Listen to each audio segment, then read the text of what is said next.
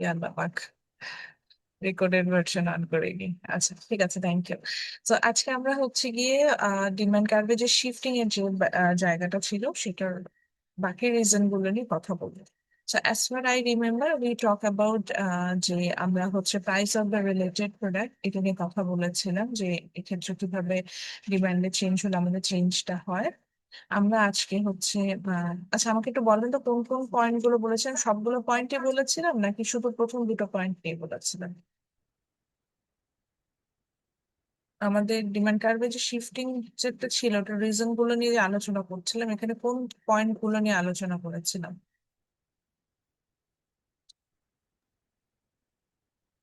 কারোর মনে নাই? ম্যাম প্রথম দুইটা নিয়ে আলোচনা করা হয়েছে। Expectation for the future price এটা নিয়ে বলেছি। না ম্যাম, এটা বলা হয়নি। আচ্ছা আমি শুরু থেকে স্টার্ট করি। আমরা দেখতে পাচ্ছিলাম যে সামহাও আমাদের ডিমান্ড কার্ভে যেটা হচ্ছে যে আহ, আপনার হলো আহ, কোনো একটা কারণে যেটা হবে যে প্রাইসটা যেটা মানে একটা মানে সেম প্রাইস আমরা দেখতে পারি পেয়েছিলাম যে আমার ডিমান্ড মেবি ইনক্রিজও হতে পারে, ডিক্রিজও বাড়তেও পারে, কমতেও পারে।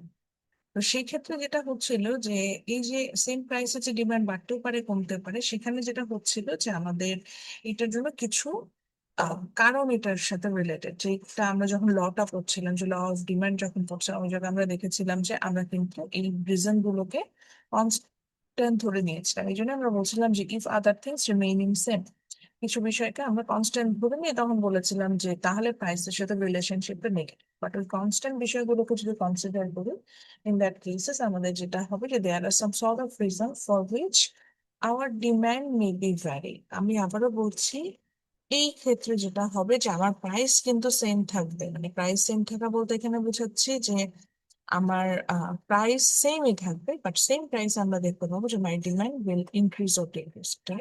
এটা চেঞ্জেস আমরা এখানে দেখতে পাবো। আচ্ছা, তো প্রথম যে রিজনটা আমরা এখানে দেখেছিলাম that is price of the related product. Price of the related প্রোডাক্টে আমাদের প্রোডাক্ট একটা হচ্ছে সাবস্টিটিউট,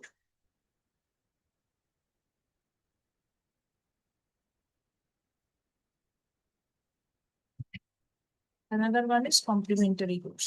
তো সাবস্টিটিউটের ক্ষেত্রে কি হয়? সাবস্টিটিউট বলতে বোঝাচ্ছে হচ্ছে এমন টাইপস এর গুডস যেটা হচ্ছে গিয়ে they have same level of utility, that means they are using for the same purposes. আমরা একই পারপাসে যে প্রোডাক্ট গুলো ইউজ করি, আমি এটা পড়িয়েছি আমার মনে পড়ছে, তারপর আমি রিপিট করছি। যেমন আমরা বলেছিলাম যে পেপসি কোকা-কোলা দেয়ার সাবস্টিটিউট, বা কফি টি দেয়ার সাবস্টিটিউট। সো সাবস্টিটিউটের ক্ষেত্রে কি হয় যে একটা প্রোডাক্টের যদি দাম বাড়ে, ধরেন লেটস সে আমি ধরে নিলাম যে প্রাইস অফ টি, মানে চায়ের দাম বেড়ে গেল, এবং আমি ধরে নিলাম যে এখানে টি এর সাবস্টিটিউট হচ্ছে আপনার কফি। চায়ের যখন দাম বাড়ছে, চায়ের দাম বাড়া মানে হচ্ছে গিয়ে আমি কিন্তু চা কম কনজিউম করবো। চা যেহেতু কম কনজিউম করবো, তাহলে আমি তখন আমাদের সাবস্টিটিউট গুলোকে আমি তখন সেটার কথা চিন্তা করা শুরু করি। তো যেমন চায়ের সাবস্টিটিউট হিসেবে আমরা পেয়ে থাকি হচ্ছে গিয়ে আপনি বলতে পারেন যে ম্যাডাম কফি। তখন যেটা হবে যে আমরা যেহেতু চায়ের দাম বেড়েছে, মানে চাটা কম কনজিউম করবো এবং আমি কফি কনজাম্পশন যেটা আছে সেটা কিন্তু আমার বাড়িয়ে দেবো, অর্থাৎ এটা সাবস্টিটিউট হিসেবে এটা বেড়ে গেল। আপনি বললেন যে মানে যদি উল্টো হয়, লেটস সে চায়ের দাম কমে গেল, চায়ের দাম কমে গেল, তখন আমি কি করবো? চায়ের দাম যদি কমে যায় তাহলে চায়ের ডিমান্ড বেড়ে যাবে। চায়ের ডিমান্ড যদি বাড়ে, যদি দাম কম না হলে ডিমান্ড বাড়ে, চায়ের ডিমান্ড যদি বাড়ে তখন আমরা কিন্তু কফির ডিমান্ড করবো, কিন্তু কফির ডিমান্ড আবার কমে যাবে। So basically for substitute, what happened there? For substitute, if someone's price increases, যে প্রোডাক্টের দাম বাড়ে, এটা সাবস্টিটিউট প্রোডাক্টের ডিমান্ড তখন বেড়ে যায়। আবার if someone's product price decreases, in that cases, if substitute product price will, sorry, the substitute product demand will increase. So substitute সেক্ষেত্রে এখানে বাড়তে। সেকেন্ড যে পয়েন্টটা ছিল যে প্রাইস একটা রিলেটেড প্রোডাক্ট, একই প্রোডাক্টের আর একটা গুডস থাকে সেটাকে আমরা বলে থাকি হচ্ছে কমপ্লিমেন্টস। তো কমপ্লিমেন্টস এর ক্ষেত্রে যেটা হয় যে কমপ্লিমেন্টস এর ক্ষেত্রে যেটা হয় যে আমরা এখানে প্রাইসের ক্ষেত্রে আমরা ধরে নিলাম যে চায়ের কমপ্লিমেন্টারি গুডস হচ্ছে আমরা এখানে কমন হিসেবে ধরে নিলাম বিস্কিট। আচ্ছা, তার আগে একটু বুঝে নিন যে what is complementary goods. Complementary goods বলতে এখানে বোঝাচ্ছে যে this type of goods are consume together, তাদেরকে আমরা একসাথে কনজিউম, এরকম টাইপের প্রোডাক্টকে আমরা বলছি কমপ্লিমেন্টারি গুডস। যেমন আপনি বলতে পারেন two pair of shoes, or like আমি যেমন এখন বললাম যে টি এন্ড বিস্কিট, ধরেন আমরা 4 বিস্কিট একসাথে খাই, এরকম চিন্তা করছি। বা ধরেন আর কি হতে পারে, suppose your mobile phone and the adapter that you have, mobile phone adapter ছাড়া mobile phone আপনি ইউজ করতে পারেন। আপনার ল্যাপটপ এন্ড ল্যাপটপের যে চার্জার সেটা, বা আপনি বলতে পারেন যে ম্যাডাম আমার two pairs of headphone, so they are complementary goods, তারা একসাথে কনজিউম। কমপ্লিমেন্টারি গুডস এর ক্ষেত্রে কি হয়, ধরেন কোনো কারণে চায়ের দাম কমে গেল, চায়ের দাম যদি কমে যায় তাহলে আমরা কি করবো, চাকে বেশি বেশি কনজিউম করবো না? চায়ের দাম যেহেতু কমেছে, জি ম্যাম। বেশি কনজিউম করা হতো, তাহলে এর সাথে প্রোডাক্ট কমপ্লিমেন্টারি গুডস প্লেসে বিস্কিট, তাহলে চা যেহেতু আমি বেশি কনজিউম করছি, কিন্তু আমি বিস্কিটও বেশি কনজিউম করছি, so তারপর বিস্কিটের ডিমান্ড যেটা সেটা কিন্তু বেড়ে যাবে। So for complementary goods, if some product price increases, in that cases, এটার যে কমপ্লিমেন্টারি গুডস ছিল সেটার ডিমান্ড উল্টো ফল করে, or if someone price increases decreases, in that cases its complementary product demand increase। আমি এখানে দেখতে পাচ্ছি যে চায়ের দাম কমে গেল, আমি চা বেশি কনজিউম করছি, so তার সাথে আমি টিটাও কনজাম্পশন বাড়িয়ে দিচ্ছি। আর বললেন ম্যাডাম যদি উল্টো হতো তাহলে উল্টোটা দেখতে পেতাম, যেমন ধরেন আমার কোনো কারণে চায়ের ডিমান্ড, চায়ের প্রাইস যদি ইনক্রিজ হয় যেটাকে বলছিলাম, সেক্ষেত্রে আমার যেটা হবে যে বিস্কিটের ডিমান্ড কিন্তু আমার ডাউন হয়ে যাবে, অর্থাৎ কমে যাবে, এই জিনিসটা কিন্তু আমার এখানে ঘটবে। সো এটি হচ্ছে প্রাইস অফ দ্য রিলেটেড প্রোডাক্টের সাবস্টিটিউট বা কমপ্লিমেন্টারি গুডস এর ক্ষেত্রে বিষয়। তো এই ক্ষেত্রে কিন্তু আমরা যেটা দেখতে পাচ্ছি, যেটা আমাদের মানে যেটা আমাদের পার্সু করার বিষয়, সেটা হচ্ছে একটা প্রোডাক্টের দাম কিন্তু ওর স্পেসিফিক আপনার প্রোডাক্টের উপর ডিপেন্ড করছে না, মানে লাইক চায়ের ডিমান্ড চায়ের প্রাইসের উপর ডিপেন্ড করছে না, কিন্তু চায়ের ডিমান্ড ডিপেন্ড করছে যে চায়ের কমপ্লিমেন্টারি আর সাবস্টিটিউট বিক্রি হচ্ছে। এই জন্যই বলছে যে আরো কিছু রিজন আছে যে কারণে মেবি সেম প্রাইস আপনার ডিমান্ড বাড়তেও পারে কমতে পারে।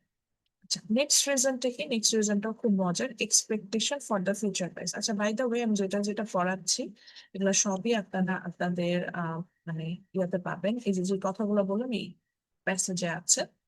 তারপরে যে রিজন যেটা সেটা বলছে যে এক্সপেক্টেড ফিউচার প্রাইস, এটা দেখে বুঝতে পারছেন, তারপর আমি একটু এক্সপ্লেন করি। এক্সপেক্টেড ফিউচার প্রাইস বলতে বোঝাচ্ছে যে your expectation for the future, মানে আমার ভবিষ্যতের দামটা কেমন হবে সেটা নিয়ে আমরা হচ্ছে এখানে এটার উপর ডিপেন্ড করে ডিমান্ডটা ডিপেন্ড করছে। তো ধরেন আমি ধরে নিলাম যে মাই এক্সপেক্টেড ফিউচার প্রাইস,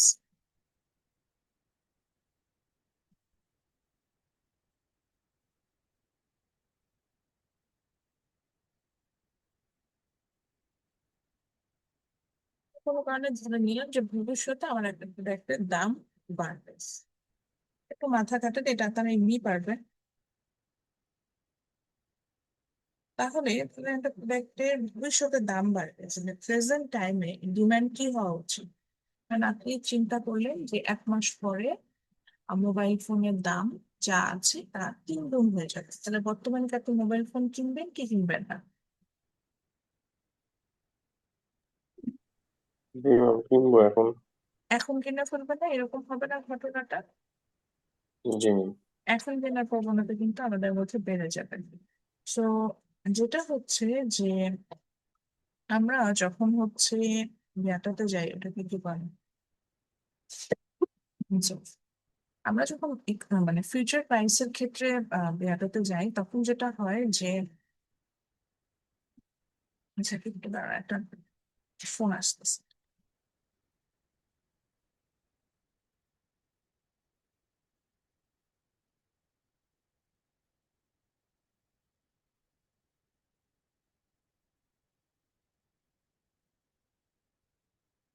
তো আমরা ধরেন এখন দেখলাম যেটা বলেছেন সে এক্স্যাক্টলি এটাই, যে আমরা ধরে নিলাম যে ভবিষ্যতে একটা প্রোডাক্টের দাম বেড়ে যায়, ভবিষ্যতে যদি একটা প্রোডাক্টের দাম বেড়ে যায় তখন আমরা কি করি, প্রেজেন্টে এটা ডিমান্ডটা বাড়াই দিই, বিকজ জানি ভবিষ্যতে দাম বেড়ে যায়, ভবিষ্যতে আমি কম কিনবো, এরকম। So if the expected future price will increase, আমি কোনো কারণে বুঝতে পারি যে ভবিষ্যতে দাম বাড়বে, in that case at present time we are trying to consume it more and the demand এটা বেড়ে যায়। এটা যদি অপোজিট চিন্তা করি, in some cases আমার ভবিষ্যতে দাম কমে যাবে। যদি কোনো কারণে ভবিষ্যতে দাম কমে যায়, in that cases at present time আমার এটা কিন্তু ডিমান্ডও ডাউন হয়ে যাবে, ডিমান্ডটাও কমে যাবে। এই হচ্ছে গিয়ে ঘটনা। তো এটাই হচ্ছে বিষয় যে আমি ভবিষ্যতে প্রাইসটা কি হবে এটার উপর ডিপেন্ড করেও কিন্তু প্রেজেন্টে আমার ডিমান্ড অ্যান্ড সাপ্লাইটা এটার উপর ডিপেন্ড করে থাকে। আচ্ছা, এরপরে আসেন পরের রিজন যেটা আমার ছিল, সেটা নিয়ে যদি আমি কথা বলি, সেটা হচ্ছে কি ইনকাম। আচ্ছা, আরেকটা জিনিস বলে দিই, পার্কিনের বইটা কেন আমাদের ডিপার্টমেন্ট থেকে সাজেস্ট করছি, রিজনটা তারা এখানে দেখতে পাবেন। দেখেন, পার্কিনের বইয়ে উনি হচ্ছে খুব শর্টকাটে অনেক কিছু দিয়ে দেয়। এই যেমন দেখেন যে ডিমান্ড কখন ইনক্রিজ হবে ডিক্রিজ হবে, এখানে একটা স্যাম্পল বুক দিয়ে ওরা কিন্তু বলেছে যে সাবস্টিটিউটেড প্রাইস বাড়লে ডিমান্ড ইনক্রিজ করে, বা সাবস্টিটিউটেড প্রাইস রাইজ হলে ডিমান্ড ইনক্রিজ করে, যে এরকম করে লিখে দিয়েছে। সো আপনারা একটা শর্টকাটে এটা কিন্তু পুরো জিনিসটা পেয়ে যাবেন। So যদি মনে করেন যে আমি বুঝতে পারছি না, এটা কিন্তু এখানে একটা ওয়ে আছে বের। আচ্ছা, ওকে, নেক্সটটাই চলে যাই। নেক্সট রেজাল্টটা যেটা বলছি সেটা হচ্ছে কি ইনকাম। আমরা যে স্লাইডটা দিয়েছি ওখানে দেখবেন যে ওখানে আমি একদম পয়েন্ট আকারে দেওয়া আছে, তো ওখান থেকে আপনারা যদি পড়েন মানে মিলিয়ে দেখেন, দেখবেন যে আপনাদের খুব সুবিধা হবে। তো ইনকামের উপরে যদি বেসিস করি, তো দেখেন ইনকামের কথা নর্মালি আমরা চিন্তা করি। তো যদি ইনকামের কথা নর্মালি চিন্তা করি, তাহলে আপনি ধরেন একটা যদি ইনকাম বাড়ে, ইউজুয়ালি আমরা ডিমান্ড বেশি করি, কারণ আমাদের পকেটে বেশি টাকা থাকে, আমরা তখন বেশি কনজাম্পশনে যেতে চাই। আর যদি ইনকাম কমে, তো আমরা হচ্ছে গিয়ে তখন ডিমান্ড কম করে, বিকজ আমাদের পকেটে টাকা কম থাকে, so আমরা কম কনজাম্পশন করি। তো এটাই নর্মালি হওয়া উচিত। এই ধরনের প্রোডাক্ট গুলোকে আমরা সাধারণত বলে থাকি নর্মাল গুডস। এই জন্যই বললাম যেটা নর্মাল, নর্মালি এটা হয় তো, এই জন্য এখানে বলি নর্মাল গুডস। এই গুডস এর ক্ষেত্রে কি হয় যে আপনার যদি কোনো কারণে ইনকামটা ইনক্রিজ করে, যে আমার ইনকাম বাড়লো, তখন এই ধরনের গুডস এর ডিমান্ড আমার কিন্তু বেড়ে যায়, গুডস এর ডিমান্ডও বাড়বে। আপনি বললেন ম্যাডাম উল্টো যদি হয়, ইনকাম যদি কমে, same goes for this, income কমলে ডিমান্ডও ডাউন হবে, রিলেশনশিপটা পজিটিভ। কারণ আমি যদি এক্সাম্পল হিসেবে যে মনে রাখবো যে নর্মাল গুডস এর পুরো ম্যাক্সিমাম হচ্ছে লাক্সারি টাইপের প্রোডাক্ট, যেগুলো আমাদের বেসিক নিড না, এই টাইপের। এই প্রোডাক্ট কনজিউম করলেও হয়, না করলেও এরকম টাইপের যে প্রোডাক্ট গুলো আমরা পাই, সেগুলোকে আমরা সাধারণত আপনার এই নর্মাল গুড, নর্মাল গুডস এর মধ্যে নিয়ে আসি। তো এর মধ্যে আছে হচ্ছে গিয়ে আপনার, ধরেন আমি যদি বলি যে ধরেন উবার রাইড, আপনি যদি কোনো কারণে উবার রাইড নিতে চান, তখন দেখবেন যে ওখানে আপনার যখন ইনকাম বাড়বে, তখন আপনার কাছে মনে হবে যে না, আমি নর্মাল ট্রান্সপোর্টে না চলে আমি উবারে ট্রান্সপোর্ট ইউজ করবো। তখন আপনি দেখবেন যে আপনার কিন্তু যেটা কি বলে যে আপনার ইনকাম, আপনার ডিমান্ড বেড়ে যাবে। আবার যখন আপনার ইনকাম কম হবে, আপনি কিন্তু তখন উবারে রাইড নেবেন না, চিন্তা করবেন যেটা আমার বেশি খরচ হচ্ছে, সো আমি এটা এখন কনজিউম করবো না। তারপরে ধরেন আপনি যদি লাক্সারি আইটেম, ধরেন আপনি ইম্পোর্টেড পারফিউমের কথা চিন্তা করেন, তার অনেক দাম হয়। সে ইম্পোর্টেড পারফিউম আপনি তখনই ইউজ করবেন যখন হচ্ছে কি আপনার ইনকাম বেশি। আপনার যদি ইনকাম কম থাকে, তখন আপনি ইম্পোর্টেড পারফিউম কিনবেন না। তারপরে ধরেন লাক্সারি ড্রেস, ডিজাইনার কালেকশনের ড্রেস, আমাদের যখন অনেক বেশি টাকা থাকে, তখন আমরা এই ধরনের লাক্সারি প্রোডাক্ট ইউজ করি। আমার টাকা পয়সা না থাকলে আমরা লাক্সারি প্রোডাক্ট ইউজ করবো না। বিষয়টা অনেকে এইভাবে জানে। তো বিষয়টা হচ্ছে যে এটা আমাদের উপর ডিপেন্ড করবে যে আমাদের ইনকামটা কেমন, সেই অনুযায়ী আমরা এই প্রোডাক্টের ক্ষেত্রে কিন্তু যাব। আচ্ছা, আপনি নেক্সট বললেন যে তাহলে ম্যাডাম এরপরের বুকসটা যেটা বলছে সেটা বলছে ইনফেরিয়র। ওটা লিখার আগে আরেকটা সিচুয়েশন চিন্তা করেন। ধরেন আপনার ইনকাম আছে এখন 5,000 টাকা। যখন আপনার ইনকাম 5,000 টাকা হবে, তখন আপনি খেয়াল করে দেখবেন যে আপনি কি করবেন। আপনি নর্মালি ইউনিভার্সিটি বাসে করে ধরেন আপনি ইউনিভার্সিটিতে আসবেন। তারপরে হচ্ছে কি নর্মাল খাবার খাবেন। নর্মাল খাবার বলতে বোঝাচ্ছে ধরেন আপনি ক্যান্টিন থেকে অল্প দামে যে খাবারটা পাওয়া যাচ্ছে, যেটা আপনার জন্য কস্ট ইফেক্টিভ, এই ধরনের খাবার আপনি কনজিউম করবেন। যতটা মিনিমাল ভাবে চলা যায় আপনি কিন্তু সেটা চেষ্টা করবেন। এখন সামহাও আপনার ইনকাম বেড়ে গেছে, ধরেন 5,000 টাকা থেকে আপনার ইনকাম হয়ে গেল ধরলাম 5 লাখ টাকা। আপনি তো ইউনিভার্সিটিতে এসে কনজিউম করবেন, তখন দেখবেন যে আপনি কিন্তু তখন আর ইউনিভার্সিটিতে এসে আপনি ইউনিভার্সিটির ফ্রি ট্রান্সপোর্টে ইউজ করবেন না, কারণ আপনার কাছে মনে হবে যে আমার যেহেতু ইনকাম বাড়ছে, আমি একটু ভালো কিছু কনজিউম করতে চাই। মানে আমি ধরেন ইউনিভার্সিটি বাসে আসতে সময় লাগে, এই জিনিসটা তখন আপনার মাথায় কাজ করবে। বা আপনার কাছে মনে হবে যে ইউনিভার্সিটি ফুড ভালো না, হাইজিন মেনটেন হয় না, তখন আপনি একটু লাক্সারি কোনো খাবার, কারণ আপনার পকেটে এখন টাকা আছে, 5 লাখ টাকা অনেক টাকা। তো এটাই বলতে চাচ্ছিলাম, নিচে যে নর্মাল কোয়ালিটির খাবার বা ফ্রি ট্রান্সপোর্ট বা public transport, these are inferior. আমি এটার নামটা কি বলছি, এটার নাম বললাম হচ্ছে কি ইনফেরিয়র।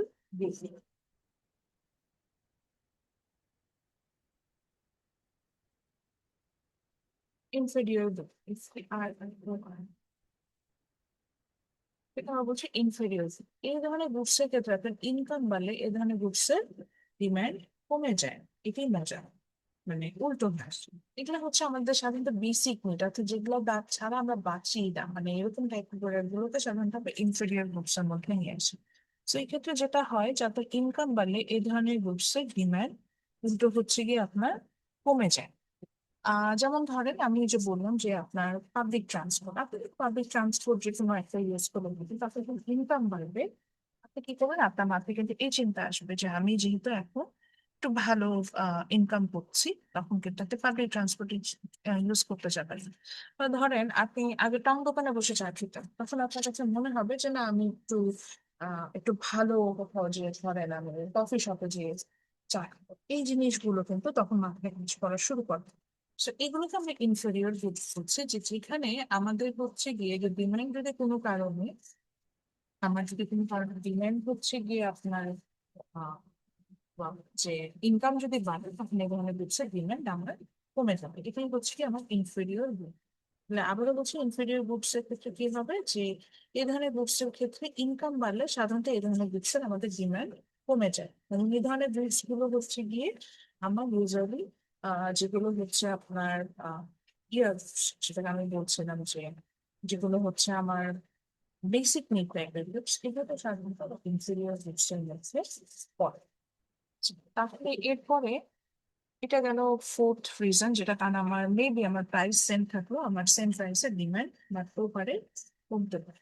নেক্সট রিজনটা খুব মজার, এটাকে বলছে পপুলেশন। আমি একটু স্পেসিফিকলি যদি বলতে চাই, তাহলে এটাকে আমরা মোস্ট অফ দ্য কেসেস বলি number of buyers in the market. এটা আপনারা বুঝবেন, এটা খুব ইজি টু আন্ডারস্ট্যান্ড।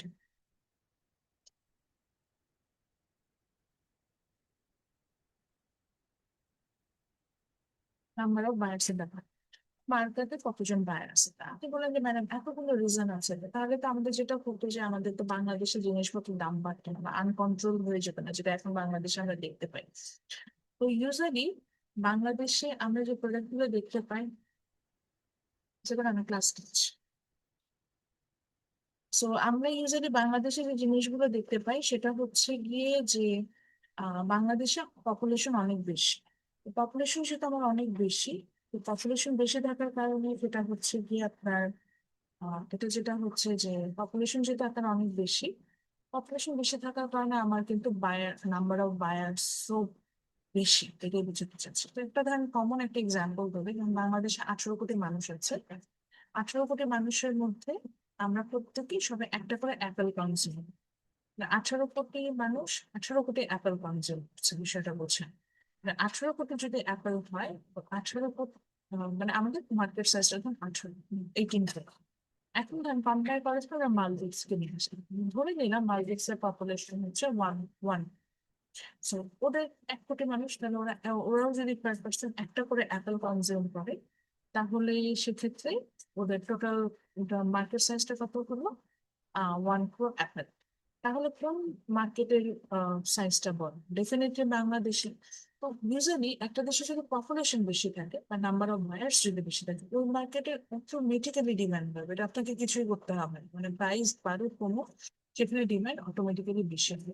উল্টো, নাম্বার অফ বায়ার্স কমে গেলে সেই মার্কেটে অটোমেটিক্যালি ডিমান্ড হচ্ছে কমে যাবে। So আমি এটাই দেখাচ্ছিলাম যে ধরেন একটা মার্কেটে যদি নাম্বার অফ বায়ার্স ডাউন থাকে, মানে কম থাকে, সেক্ষেত্রে এটা যে ডিমান্ড যেটা, সেটাও কিন্তু আমার ডাউনই হবে, যে ওটা যদি মানুষ কম তাহলে ডিমান্ড। হাতে বললে যদি উল্টোটা চিন্তা করি, তাহলে যদি আহ মানে একটা নাম্বার অফ বায়ার্স আপ থাকে মানে ইনক্রিজ করে, সেক্ষেত্রে হচ্ছে গিয়ে আমার কিন্তু ডিমান্ডটা ইনক্রিজ করতে, ডিমান্ডটা বেড়ে যাবে। তাহলে হচ্ছে গিয়ে মোটামুটি এখানে করতে হবে। এই হলো মোটামুটি আমরা যে রিজন গুলো নিয়ে কথা বলছিলাম, এটা হচ্ছে সেটা। তো এখান থেকে আমরা প্রশ্ন কিভাবে করি, একটা মেইন কথা আপনাদের যারা প্রশ্ন কিভাবে করেন। তো প্রশ্ন যেটা করি, আমি এরকম স্পেসিফিক পয়েন্ট ধরি। ওখানে আমি আপনাকে বললাম যে ধরেন for example for rice market, হ্যাঁ, if number of buyers increases, if income increases, ধরেন এই দুটোই বললাম, what happen in that market। তো তখন আপনি বলবেন যে নাম্বার অফ বায়ার্স বাড়লে কি হয়, নাম্বার অফ বায়ার্স বাড়লে এমনি ডিমান্ড বাড়ে, আপনি সেটা বলবেন। ধরেন ইনকাম বাড়লে এমনি ডিমান্ড বাড়ে, এটাই বলবেন। বা ধরেন আমি বললাম expected future price decrease, expected future price decrease করলে প্রেজেন্ট টাইমে ডিমান্ড বাড়বে। এভাবে পয়েন্ট ধরে সাধারণত প্রশ্ন করতে পারি। তারপরেও পার্কিন সাহেব আপনাদের জন্য কোশ্চেনটা অনেক ইজি করে দিয়েছে। উনি এখানে এরকম একটা টেবিল আকারে এটাকে দিয়ে রেখেছে, সো আপনি টেবিল দেখে ইজিলি ইনফরমেশনটা বের করে নিতে পারেন। তো এই ছিল মোটামুটি ডিমান্ড কার্ভে যে শিফটিং, যেটা এটার রিজন। এরপরে আমরা যেটাতে চলে যাবো সেটাকে আমরা বলি হচ্ছে কি সাপ্লাই কার্ভ, আমাদের নেক্সট টপিক যেটা। সো সাপ্লাই কার্ভের মনে আছে কিনা যে আমরা ডিমান্ডে যখন পড়ছিলাম তখন আমরা দুটো রিজন দেখেছিলাম। একটা হচ্ছে কি যে willingness to buy and ability to purchase, এরকম দুটো রিজন দেখেছেন, যেটা ফুলফিল করি আমরা ওটাকে বলেছিলাম আপনার ডিমান্ড। ঠিক একইভাবে সাপ্লাইটাকে কি বলছি, সাপ্লাইটাকে বলছি এখানেও দুটো রিজনকে আমরা এখানে আইডেন্টিফাই করছি। রিজনকে বলছি হচ্ছে গিয়ে ওয়েন ইউ ক্যান, ওই যে আপনাকে পয়েন্ট গুলো যে আমি এখানে মার্ক করেছি দেখেন, এটা না, 2 আর 3 নাম্বারটাই আসলে মেইনলি যে আচ্ছা, আমি এই দুটো পয়েন্ট লিখে দিচ্ছি এখানে, একটু শর্টকাটে লিখে ফেলছে, মানে ওদের ইয়েটাতে হচ্ছে আপনি ক্লিয়ারলি বুঝবেন না। তার আগে আমি একটু বলে নিই যে ধরেন প্রডিউসারের একজন প্রডিউসারের যদি আপনার ইচ্ছে থাকে যে আমি কতটুকু ডিমান্ড করব, কিভাবে ডিমান্ড করব, তারপরে হচ্ছে গিয়ে কিভাবে ডিমান্ড করব, তারপরে হলো যে কিভাবে আমি হচ্ছে গিয়ে আহ তারপর যদি সে প্রোডাক্টটা তৈরি করতে পারে, সেই ধরনের ইচ্ছে যদি তার থাকে, তখন এই ওভারঅল বিষয়টাকে আমরা বলবো হচ্ছে কি সাপ্লাই। তো তার মানে এখানে ওই ডিমান্ডের মধ্যে দুইটা রিজন আমাকে এখানে আসবে, একটা হচ্ছে গিয়ে অ্যাবিলিটি টু প্রডিউস,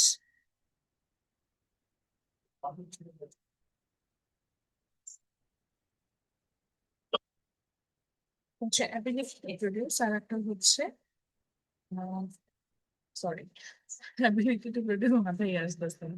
যে একটা হচ্ছে অ্যাবিলিটি টু প্রডিউস, আর একটা হচ্ছে কি উইলিংনেস টু সেল।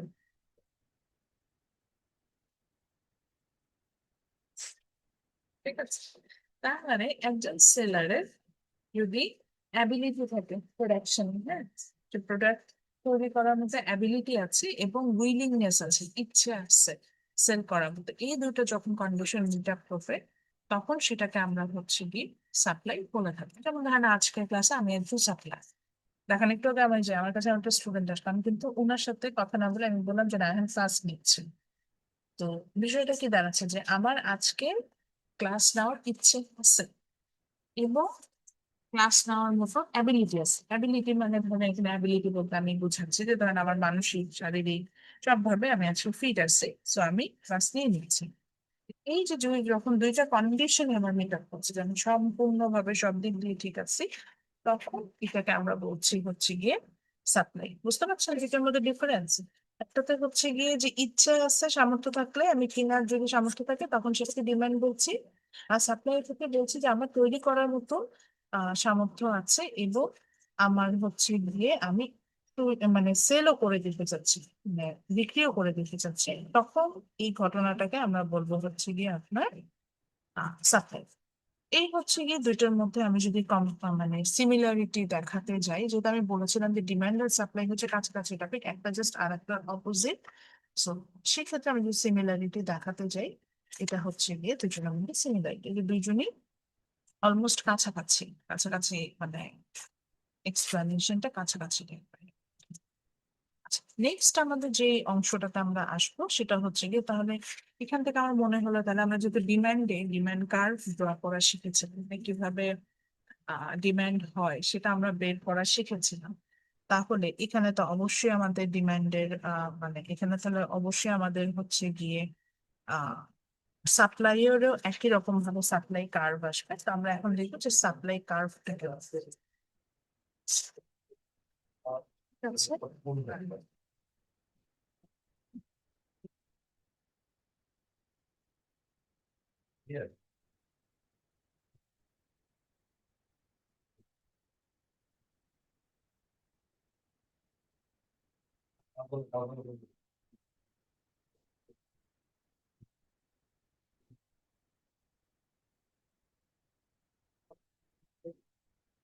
সেখানে হচ্ছে গিয়ে আমরা যদি দেখি সাপ্লাই কার্ভটা দেখতে কেমন হবে, just like the demand curve. আমি এটা আসবো যদিও এখনো, তারপর আমি জাস্ট একটু দেখাচ্ছি। এখানে খেয়াল করে দেখেন, আমরা আগে ডিমান্ড কার্ভে এক্স এক্সিস এ হচ্ছে কি নিয়েছিলাম, এক্স এক্সিস এ নিয়েছিলাম হচ্ছে প্রাইস, এন্ড ওয়াই এক্সিস নিয়েছিলাম হচ্ছে কোয়ান্টিটি।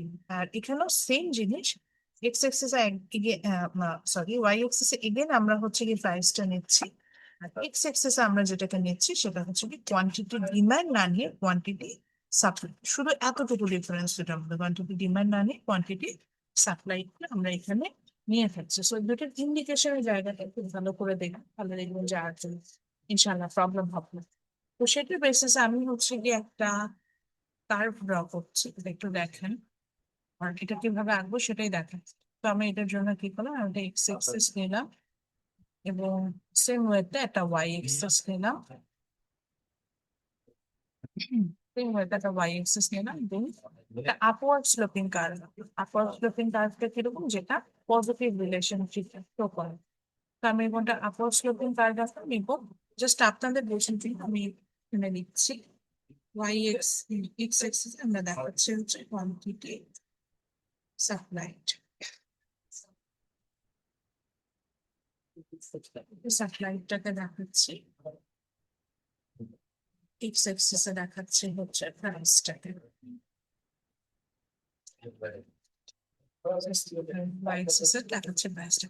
সো এই যে যে কার্ভটা আমরা পেলাম এটাকে আমরা বলছি supply, which is the upward sloping curve, উপরের দিকে যাচ্ছে এরকম একটা কার্ভ। সো যদি আমরা সাপ্লাই ক্ষেত্রে, তাহলে আমরা যেহেতু উপরের দিকে যাচ্ছি এবং আমাদের এখানে একটা ছবি আছে, আমরা এখান থেকেই দেখি। তো মনে রাখতে হবে যে upward sloping, that means it has a positive relationship with price, মানে প্রাইস যেদিকে ইন্ডিকেট করবে, ইন্ডিকেশন হবে, আমার সাপ্লাইয়েরও ইন্ডিকেশনটা সেদিকেই হবে। তো প্রাইস যখন বাড়বে আমার সাপ্লাইটাও এখানে বাড়তে শুরু করবে। তো প্রাইস বাড়লে আমার সাপ্লাইটা কেমন বাড়বে, যেমন আমরা দেখি, যেমন আমরা যদি উপরে দিকে একটা পয়েন্ট দেখি, ধরেন টি পয়েন্ট, যেখানে আমরা দেখতে পাচ্ছি যে আমার কোয়ান্টিটি সাপ্লাই বেশ বেশি, সেখানে আমার প্রাইসও বেশ কিন্তু হাই, অর্থাৎ আমরা হাই প্রাইসে দিতে। আবার লোয়ার পয়েন্টে, বি পয়েন্টে যাই, যেখানে আমরা দেখতে পাচ্ছি যে আমার কোয়ান্টিটি সাপ্লাই বেশ কম, লাইক 5, আমার প্রাইসও কিন্তু বেশ কম, বেশ $1। তো এটা আসলে ওরা এটাই বলছে যে দাম বাড়লে এই ক্ষেত্রে যেটা হয় যে আমার সাপ্লাই বাড়ে, আবার দাম কমলে আমরা এখানে আমাদের সাপ্লাইটা কমাই দিই। তাহলে আমরা দেখতে পাচ্ছি কি, তাহলে দেখতে পাচ্ছি যে এখানে তো একটা পজিটিভ রিলেশনশিপ আছে। সো এটাই আমরা একটা ল এর মাধ্যমে দেখাচ্ছি, which is law of supply, এটাই যে এখানে আছে। So একই কথা বলছে যে law of supply টা কি, এই কনফিউশনটাই রিলেশনশিপে দেখাচ্ছে if other things remaining same, when the price of a product increases, that means greater, the quantity supplied also increases, মানে সাপ্লাইড বা সাথে বলে যে মানে আমার অপোজিটটা বলতে, তাকে অপোজিটটা বলতে যে হ্যাঁ when the price decreases, quantity supplied also decreases, এভাবে যেটা। সো দেন হচ্ছে কি একই রকম কিছু রিজন থাকবে যে সাপ্লাই কার্গো চাইলে আমরা শিফট করতে পারি, সেম সেম প্রাইসে আমার সাপ্লাইটা বাড়তেও পারে কমতেও পারে। আমরা দেখবো যে লেফট ওয়ার্ডে যদি মুভ করে, বিগ ব্যান্ডের মতোই, যে যদি ডান আপনার ডান হাতটা দেখে আমরা মনে রাখবো যে ডান সাইডে যদি যায়, অর্থাৎ ডান পাশে যদি যায়, যেটা হচ্ছে রাইট ওয়ার্ড, রাইট ওয়ার্ডে গেলে এখানে ইনক্রিজ করে। আর যদি কোনো কারণে লেফট ওয়ার্ডে যায়, মানে বাম দিকে যায়, যেমন ধরেন আমি এই পিঙ্ক কালারের সাপ্লাই কার্ভটা থেকে যদি আমি আমার এই ব্লু কালার সাপ্লাই কার্ভের দিকে যাই, তখন আমরা সেখানে দেখবো যে ডিক্রিজ হচ্ছে, যে একই প্রাইসে ফল করে যাচ্ছে। তারপরেও দেখবেন যে এখানে ডিটেল দেওয়া আছে। সো এই যে দেখেন, রাইট ওয়ার্ডে যখন যাচ্ছে তখন ইনক্রিজিং সাপ্লাই দেখাচ্ছে, লেফট ওয়ার্ডে যখন যাচ্ছে তখন ডিক্রিজিং সাপ্লাই দেখাচ্ছে। তো এটা আমার হচ্ছে গত সেমিস্টার আমার একটা স্টুডেন্ট প্রশ্ন করেছে। এখন আসি মেইন কথায়। দেখেন, আমি যদি ডিমান্ড আর সাপ্লাই কার্ভটা যদি দুটোই আমরা বুঝে গেলাম, দুটোকে পাশাপাশি আঁকতে যাই, তাহলে আমি এখানে এখন একটা আঁকছি। তো ডিমান্ড আর সাপ্লাই কার্ভকে যদি পাশাপাশি আঁকতে চাই, এবং আমরা দেখলাম যে আমরা এখানে আমাদের কথা মতোই আসলাম যে এক্স অ্যাক্সিসে আমি প্রাইসটাকে দেখাচ্ছি, এন্ড ওয়াই অ্যাক্সিসে সরি এক্স অ্যাক্সিসে কোয়ান্টিটিটাকে দেখাচ্ছি, এবং ওয়াই অ্যাক্সিসে আমরা হচ্ছে প্রাইসটাকে দেখাচ্ছি। So in that cases, তুমি যদি if we try to draw the demand and supply curve, I'm using different color here so আপনি যাতে বুঝতে পারেন। So just এখনই পড়লাম, সেক্ষেত্রে দেখলাম যে supply curve is upward sloping curve, এখানে না, স্ট্রেট লাইন। So আমরা এখনই পড়ে আসলাম, আমরা ওখানে দেখলাম যে demand curve is a upward sloping curve and supply curve is a downward slope. Sorry, supply curve is a upward sloping curve and demand curve is a downward sloping curve. So আমরা একটা জিনিস দেখলাম যে আমরা demand কার্ভকে যদি as it is আসতে দিই, demand curve একটা ডাউনওয়ার্ড স্লোপিং কার্ভ, সাপ্লাই কার্ভকে যদি আঁকতে দিই তাহলে এটা একটা আপওয়ার্ড স্লোপিং কার্ভ। সো দুটাকে যদি আমরা অ্যাডজাস্ট করি, আমি একটু মুছে দিই কারণ আমি ছবিটা একটু জুম করবো।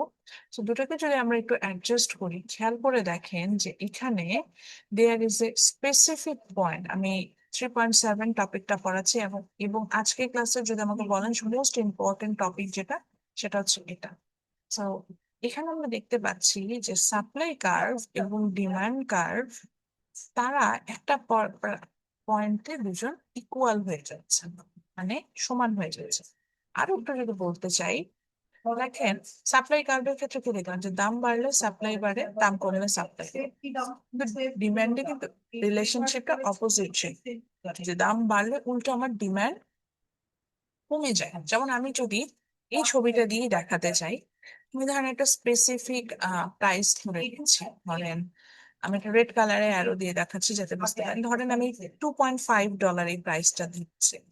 তো $2.5 খেয়াল করে দেখেন, $2.5 এই $2.5 থেকে যখন আমি ডিমান্ড এবং সাপ্লাই কার্ভের দিকে কোয়ান্টিটিটা বের করার জন্য আর ড্র করলাম, ডিমান্ড কার্ভ থেকে দেখতে পাচ্ছি ডিমান্ড হচ্ছে 5 ইউনিটস, আর সাপ্লাই কার্ভ থেকে দেখতে পাচ্ছি সাপ্লাই হচ্ছে 15 ইউনিটস। অর্থাৎ এখানে আমার যেটা ছিল, এখানে আমার যে ডিমান্ড যেটা আমরা দেখছি, আমরা দেখতে পাচ্ছি যে আমার ডিমান্ডটা হচ্ছে 5 ইউনিট, কিন্তু সাপ্লাই হচ্ছে 15 ইউনিট। মানে আমি 5টা ডিমান্ড করছি কিন্তু মার্কেটে সাপ্লাই বেশি। তখন আমরা এটাকে কি বলি? তখন এটাকে আমরা বলি সারপ্লাস বা এক্সেস সাপ্লাই। তো দেখেন, মানে অতিরিক্ত সাপ্লাই, আমার তো এত প্রোডাক্ট দরকার নেই। তখন কি হবে? আপনি বলতে পারেন মানে অতিরিক্ত প্রোডাক্ট দরকার নেই, তাহলে যেটুকু আমাদের কেনার কথা ওটুকু আমরা কিনবো, বাকিটা মার্কেটে কিন্তু আনসোল্ড থেকে যাবে। হ্যাঁ, তার মানে প্রোডাক্টটা নষ্ট হবে। প্রোডাক্ট যখন নষ্ট হয় তখন সাপ্লায়াররা চিন্তা করে যেহেতু আমার প্রোডাক্ট নষ্ট হচ্ছে, তখন ও আস্তে আস্তে সাপ্লাই কমাই দিতে থাকে, এই যে লেফট রাইটের দিকে মুভ করতে থাকে। আবার সাপ্লাই যখন কমাই দিতে থাকে, সাপ্লাই যেহেতু সে কমাই দিচ্ছে, তখন মানে হচ্ছে প্রাইসও কিন্তু মানে তার মানে সাপ্লাই যেহেতু কমাই দিচ্ছে, তার মানে হচ্ছে কি সে আহ, কম প্রাইস চার্জ করছে, যেহেতু সাপ্লাই মানে যেহেতু মানুষ অত দামে বেশি কিনছে, তো সে দামও একটু কমাতে শুরু করলো এবং সাপ্লাইটাও কমাতে শুরু করলো। এভাবে কমাতে কমাতে কমাতে কমাতে কমাতে একটা সময় সে এমন প্রাইস কমাই ফেললো, দেখা গেল যে যে প্রাইসে আমার ডিমান্ডটা এবং সাপ্লাইটা সমান। আচ্ছা, আবার ডিমান্ডে কি হচ্ছে? ডিমান্ডে যেটা হচ্ছে অনেক হাই প্রাইস, আমরা কম ডিমান্ড করছি, কিভাবে আস্তে আস্তে সাপ্লায়ারের দাম কমাতে থাকতে, সাপ্লায়ারের দাম কমাতে থাকলে দেখেন আমি রেড কালারের ডট দিয়ে দেখাচ্ছি। সাপ্লায়ারের যখন দাম কমাতে থাকলো, তার মানে দাম আমার হচ্ছে, দাম কমলে কি হয়, আমার কিন্তু ডিমান্ড আস্তে আস্তে বাড়তে থাকে। তো দেখেন আস্তে আস্তে কিন্তু আমার ডিমান্ড বাড়ছে, 5টা থেকে 10টা এরকম যাচ্ছে। এভাবে যেতে যেতে এমন একটা পয়েন্ট আসলো যেখানে আবারও আমরা সেম পয়েন্টটা সাপ্লাইয়ের সাথে সমান হয়ে গেল। এই পয়েন্টটা আমাদের দেখা যাচ্ছে যে এই 1.5 প্রাইসে আমার কোয়ান্টিটি ডিমান্ড হচ্ছে 10 এবং কোয়ান্টিটি সাপ্লাইরও 10। এই পয়েন্টটাকে আমরা বলছি ইকুইলিব্রিয়াম। ইকুইলিব্রিয়াম কি? এখানে ইকুইলিব্রিয়ামের ডেফিনেশন দেওয়া আছে, বলেছে যে ইকুইলিব্রিয়াম ইজ এ সিচুয়েশন, আমি এটা আর ইয়া করছি না। এখান থেকেই লিখবেন equilibrium is a situation in which opposing forces balancing each আদার।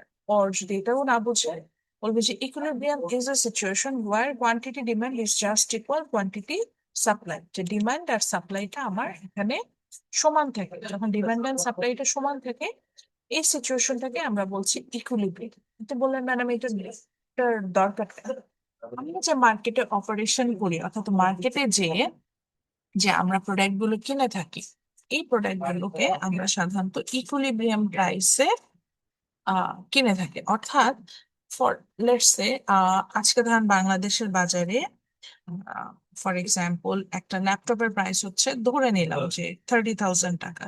তার মানে মার্কেটে যা ডিমান্ড আছে সেই অনুযায়ী এটা ডিমান্ড হচ্ছে 30,000, আবার মার্কেটে যে অনুযায়ী হচ্ছে গিয়ে এটা সাপ্লাই আছে সেই অনুযায়ী এটা সাপ্লাই হচ্ছে আপনার 30,000। চ্যাট বক্সে কেউ হচ্ছে আইডি দিবেন না, আমি এখান থেকে আপনার অ্যাটেন্ডেন্স নিব। অ্যাটেন্ডেন্স আমার যখন কাউন্ট করা দরকার হবে আমি ডিরেক্ট রোল কল করবো, সেখান থেকে হচ্ছে আপনি আমার আপনি অ্যাটেন্ডেন্সটা হচ্ছে কাউন্ট অ্যাটেন্ডেন্স লিমিট করতে চাচ্ছি। এখন এখান থেকে যে প্রশ্নটা আমরা করতে পারি সেটা হচ্ছে equilibrium, how we can reach in an equilibrium. তো সেই ক্ষেত্রে আসলে এই প্রাইস অ্যাজ এ রেগুলেটর এই জায়গাটায় আমরা একটু দেখবো। আমি জিনিসটা যদিও এক্সপ্লেন করবো তারপর আগে একটু বলে দিচ্ছি যে অ্যান্সারটা আমরা কোথায় পেতে পারি। সো যেটা বলছিলাম যে ইকুইলিব্রিয়াম কি, যে যেখানে আমার হচ্ছে কি ডিমান্ড আর সাপ্লাইটা সমান সে পয়েন্টটাকে আমরা বলছিলাম ইকুইলিব্রিয়াম। এখন দেখি যে যদি লোয়ার প্রাইস থাকে সেখান থেকে কিভাবে আমরা ইকুইলিব্রিয়ামে রিচ করি। তো ধরেন এই ইকোনমিতে এখন আমরা একটা লোয়ার প্রাইস ধরে নিলাম, লেটস সে আমরা এই $1 প্রাইসটা ধরে নিই। সো $1 প্রাইস আমরা দেখতে পাচ্ছি যে আমার ডিমান্ড কতটুকু। এগেন আমরা দেখতে পাচ্ছি $1 প্রাইসে ও সাপ্লাই কার্ভকে পাস করে গেল যেখানে, সেখান থেকে আমরা দেখতে পেলাম যে আমার সাপ্লাই হচ্ছে 5। আর এখানে $1 প্রাইস আমার ডিমান্ড কার্ভকে যে পয়েন্টে পাস করলো সেখানে আমরা দেখতে পেলাম যে কোয়ান্টিটি ডিমান্ড হচ্ছে 15 ইউনিটস। এখন ইকুইলিব্রিয়ামের নিচে যে প্রাইসটা পেলাম $1, সেখানে আমরা দেখতে পেলাম যে আমার সাপ্লাই হচ্ছে 5 ইউনিটস কিন্তু আমার ডিমান্ড হচ্ছে 15 ইউনিটস। তাহলে আমার ডিমান্ড উল্টো বেশি কিন্তু সাপ্লাই কম। ডিমান্ড বেশি সাপ্লাই কম এই জায়গাগুলোকে আমরা বলি শর্টেজ। দেখেন এখানেও লেখা আছে এই সিচুয়েশনটাকে আমরা বলে থাকি শর্টেজ। শর্টেজ যখন দেখা দিচ্ছে তার মানে মার্কেটে মানুষ কিনতে চাইছে কিন্তু প্রোডাক্ট নেই, তখন সাপ্লায়াররা কি চিন্তা করে যে আমি একটু সাপ্লাই বাড়াই।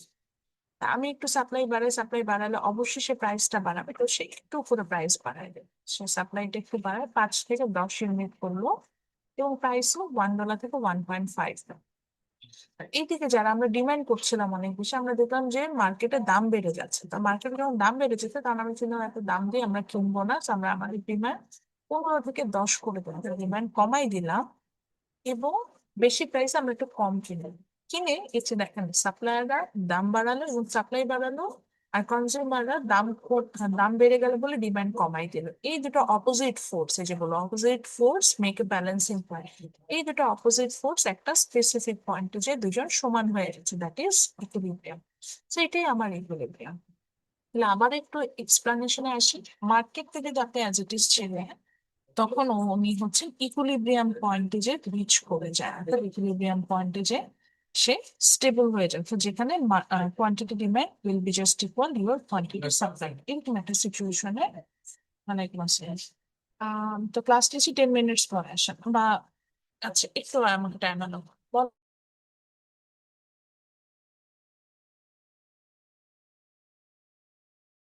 আইস ব্রেকিং সেশনের পরে যখন ইয়েটা তখন সবগুলো সাইন করে নেয়, মানে সাইন বলতে ক্লিয়ারেন্স গুলো নিয়ে নেয় আর ওই আইস ব্রেকিং সেশনের পর ওখানে আমি সাইন করি। ঠিক আছে। আচ্ছা স্যারজি আপনি যদি জেবানুরকে দেখেন ওকে একটু পাঠিয়ে দিয়ে। আমার একটা স্টুডেন্ট আর একজন সিনিয়র স্টুডেন্ট আছে জেবানুর, ওনাকে যদি দেখেন ওনাকে একটু পাঠিয়ে দেন। আচ্ছা ওনাকে একটু পাঠিয়ে দিন। সো একইভাবে তাহলে আবার একটু আসি, তাহলে রিপিট করি। ইকুইলিব্রিয়ামের উপরের দিকে যদি কোনো প্রাইসে যাই লাইক $2.5 এরকম একটা প্রাইসে যদি যাই, এরকম হায়ার প্রাইসে ইউজুয়ালি যেটা হয় যে আমরা দেখতে পাচ্ছিলাম যে আমাদের হাই প্রাইসে আমরা সাপ্লাইটা হাই দিই, ডিমান্ডটা কম করি। সো আমরা এখানে দেখছিলাম যে হাই প্রাইস আমার ডিমান্ড ছিল লাইক $5 আর 5 ইউনিটস অ্যান্ড সাপ্লাই ছিল হচ্ছে কি আমার অনেক বেশি, যেটা আমরা দেখতে পাচ্ছিলাম 50 ইউনিটস। সো এরকম বেশি সাপ্লাই কম ডিমান্ড এরকম সিচুয়েশনটাকে আমরা বলে থাকি ইটস কল সারপ্লাস। সারপ্লাস সিচুয়েশনে কি হয় যে মার্কেটে অনেক বেশি প্রোডাক্ট চলেছে, তো যখন প্রোডাক্ট গুলো অনেক বেশি চলেছে প্রোডাক্ট নষ্ট হতো, তখন কনজিউমার মানে সাপ্লায়াররা কি করে, তারা প্রাইসটা একটু লোয়ার ডাউন করে দেয়, প্রাইসটা একটু লোয়ার ডাউন করতে থাকে, সাথে সাথে সাপ্লাইও কমাই দিতে থাকে। আর একইভাবে যখন when price falls, as a consumer আমরা কি করি, আমরা ডিমান্ডটা বাড়াতে থাকি, ডিমান্ডটা বাড়াতে একটু একটু করে ডিমান্ডটা বাড়াতে থাকি। এভাবে সাপ্লায়াররা তাদের সাপ্লাইটা 15 ইউনিটস থেকে কমিয়ে লোয়ার প্রাইসে 10 ইউনিটস করে করে, এবং আমরা কনজিউমাররা যখন দেখছি প্রাইস একটু কমে যাচ্ছে, তখন আমরা আমাদের ডিমান্ডটা 5 ইউনিট থেকে বাড়িয়ে 10 ইউনিট করে ফেলি। তো তখন যেটা হয় যে they are coming in a equal point, মানে ব্যালেন্সিং পয়েন্ট, এটাকে আমরা বলছি হচ্ছে কি ইকুইলিব্রিয়াম, মানে যেখানে আমরা এখানে এটার ব্যালেন্স দেখতে পাচ্ছি। সো এখান থেকে প্রশ্নটা কি হতে পারে, কমন একটা প্রশ্ন যেটা বলছিলাম যে how a market will reach in equilibrium, এটাই একটা প্রশ্ন, এটা আমার খুব পছন্দের একটা প্রশ্ন। ইনফ্যাক্ট আপনাদের যে আরো যে সেকশন আছে ওখানে যিনি ম্যাডাম আছে ওনারও পছন্দের প্রশ্ন, তো পছন্দের প্রশ্ন বলতে এটাই বুঝেছি যে এই কোশ্চেনটা আসার পসিবিলিটি একটু বেশি। আচ্ছা, এখান থেকে আমরা অনেক সময় দেখবেন যে এরকম একটা টেবিল দিয়ে দিতে পারি, হ্যাঁ, এরকম ইনফরমেশন দিতে পারি, যে ইনফরমেশন দেখে আপনাকে বের করতে হতে পারে যে ইকুইলিব্রিয়াম আমরা কিভাবে রিচ করতে পারবো। এরকম যদি টেবিল থাকে সেক্ষেত্রে ইকুইলিব্রিয়ামটা বের করবেন হচ্ছে গিয়ে যে দেখবেন, ইকুইলিব্রিয়াম বলতে কি বুঝবেন যে কোয়ান্টিটি ডিমান্ড কোয়ান্টিটি সাপ্লাই এর সমান। তো আমরা এখানে ডিফারেন্ট ডিফারেন্ট প্রাইস দেখতে পাচ্ছি, লাইক $5, $1, $1.5, এবং সেখানে different different quantity demand and supply দেখছি। কিন্তু একটা পয়েন্টটাতেই দেখেন এই যে $1.5 প্রাইস যেটা মার্ক করা, যে প্রাইসে হচ্ছে আমার কোয়ান্টিটি ডিমান্ড এবং কোয়ান্টিটি সাপ্লাই হচ্ছে সমান, এটা একদম সমান হয়ে গেছে, সেই পয়েন্টটাকে আমরা বলছি হচ্ছে কি ইকুইলিব্রিয়াম, যেখানে আমার quantity demand and supply both are equal. বুঝতে পারছেন, এটাকে আমরা বলছি হচ্ছে কি ইকুইলিব্রিয়াম।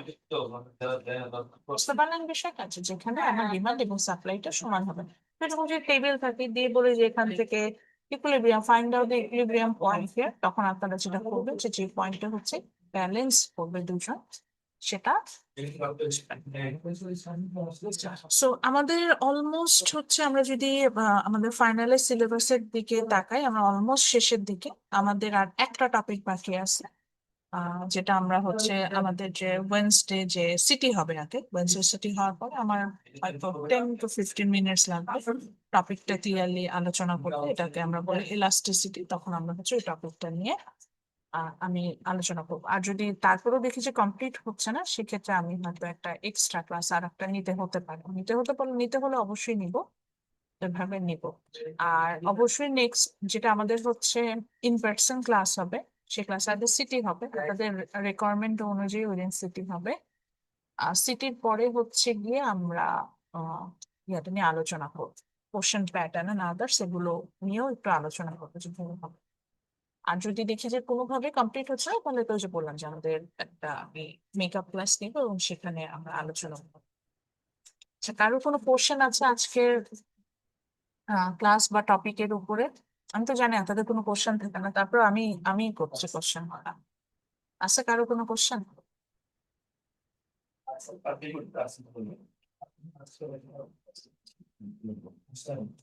আরো কোনো কারণ? ঠিক আছে, তাহলে একটু অ্যাটেন্ডেন্সটা নেই, সবাই একটু রেসপন্স করেন।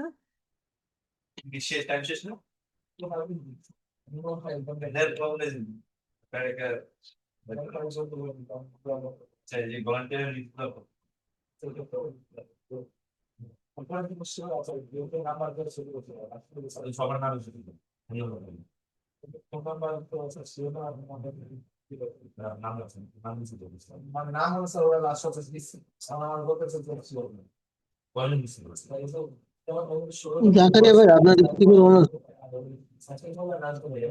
বলেন স্যার, আমি শুনিনি আপনার কথাটা। নো ম্যাম, আপনাকে না, নয়েস আসতেছে তো একজন স্পিকার থেকে, ওনারে বললো। ও আচ্ছা আচ্ছা।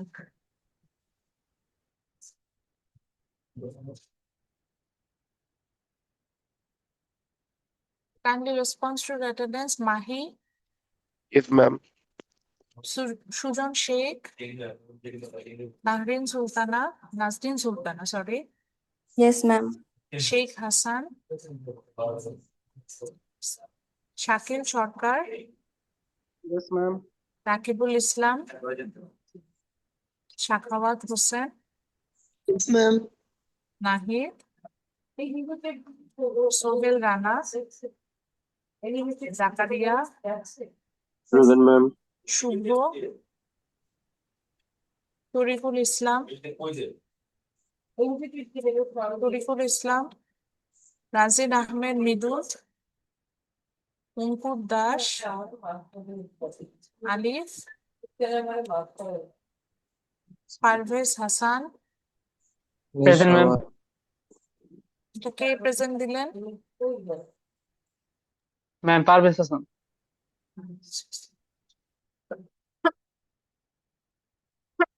Sorry. আরিফুর রহমান, লাস্ট হচ্ছে 1990-241। Arifur Rahman, Arifur Rahman Ashek, Nahid Hasan, Rajib Pal, Yes, ma'am. Asif Ali, Present, Miss. Abhi, Yes, ma'am. Saleh, sorry, Shahed Molla. Ma'am Shahed ছিল, ও একটু আগে মেসেজ দিতে, ওর কারেন্ট নাই। আচ্ছা, Shakil Molla, Fahad Hossain, present ma'am. Abdul Hadid, Present, ma'am. Nayan Das, Hafizur Rahman, Hafizur Rahman, Hafiz তো ক্লাস মিস দেয় না। Ayesha Siddika, Present, ma'am.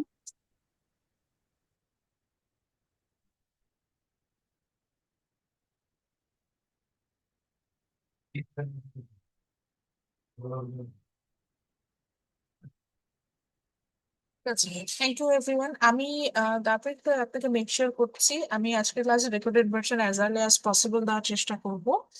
এর সাথে যেটা করব সেটা হচ্ছে আমি আরো 2টা ক্লাসে রেকর্ডেড ভার্সন ক্লাস দেবো, মানে যেখানে ডিমান্ড সাপ্লাই নিয়ে আমি আরো ডিটেল আলোচনা করেছি, মানে যেটা আপনাদের জন্য ইজিয়ার হবে।